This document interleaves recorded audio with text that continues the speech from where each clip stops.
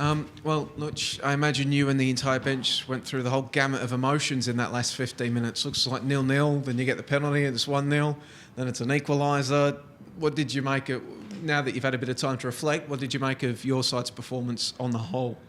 Yeah, I suppose it's we had some opportunities in the first half to convert some of those chances, and it left it fairly late in that piece where we had a number of late minute obviously opportunities, and it was a penalty that in the end got us in the lead, and unfortunately we couldn't hold out in the end.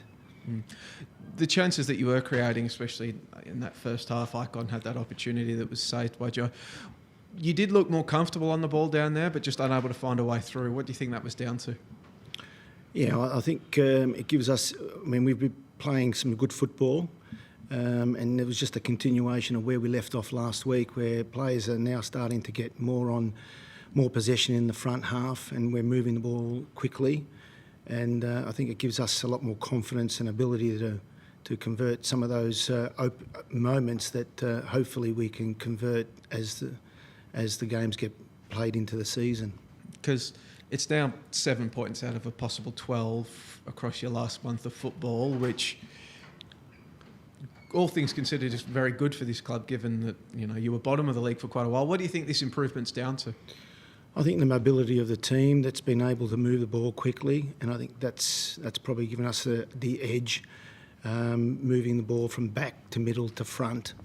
And some of our key players are now building a bit of confidence about their play, and we're heading in the right direction. I think it's more of what we need to do, and hopefully those chances that we're creating are converted into goals. So has that been a main message from yourself, Tony, and the coaching staff, purposeful possession? Because looking at the stats, Adelaide had 60% of the ball today, but you outshot them and you had more shots on target. Is that what you've been reinforcing, the purposeful possession? Being encouraged by players that are wanting to be positive, positive with the ball and positive without the ball. And I think, again, that's something that we've worked on for the last few weeks now, and we feel that it's been paying dividends. Just update on Jake Brimmer. What's the early, feeling? How serious the knee injury is?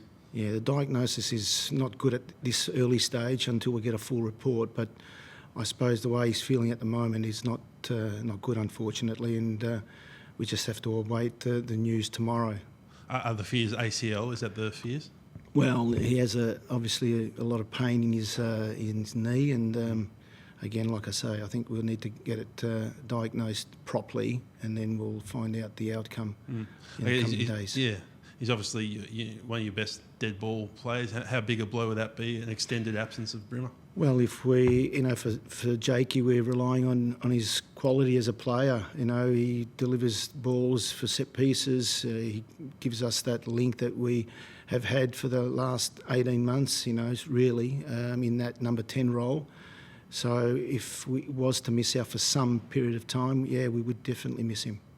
I guess, and you've just managed to sort of get some continuity in your line. I think 3 games unchanged. Is that sort of just a bit disappointing? I guess it's going to have to be unsettled a bit now without Jack.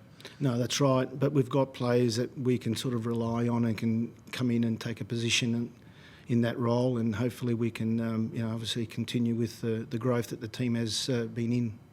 I guess as good as the recent 3 or 4 games have been for you, there is also the chance that you might end up the end of the week still on the bottom of the ladder, depending on what the result in this current game goes. So I guess it's a kind of a reminder that you still got a lot of work ahead of you guys, I guess.